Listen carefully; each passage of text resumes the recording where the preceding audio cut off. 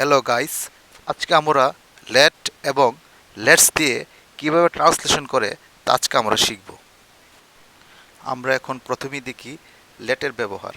Late সাধারণত কোনো কিছু করতে অর্থে ব্যবহৃত হয়, অর্থাৎ আপনি কিছু করতে চান তখন আপনি ইংরেজিতে ট্রান্সলেট করতে লেট ব্যবহার করবেন।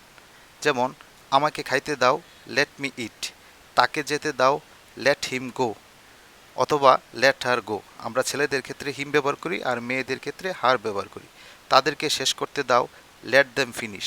আমাকে লিখতে দাও, লেট মি রাইট। তাকে পড়তে দাও, লেট হিম রিড, অথবা লেট হার রিড। তাদেরকে কথা বলতে দাও, লেট দেম টক।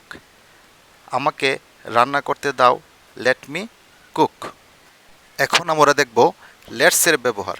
লেটস সাধারণত চলো অর্থে ব্যবহৃত হয়। যেমন, চলো খেলি, লেটস প্লে।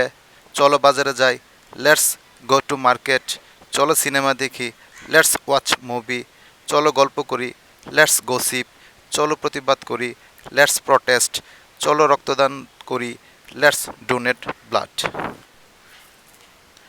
এখন বলুন তো এগুলোর ইংরেজি ট্রান্সলেশন কী হবে?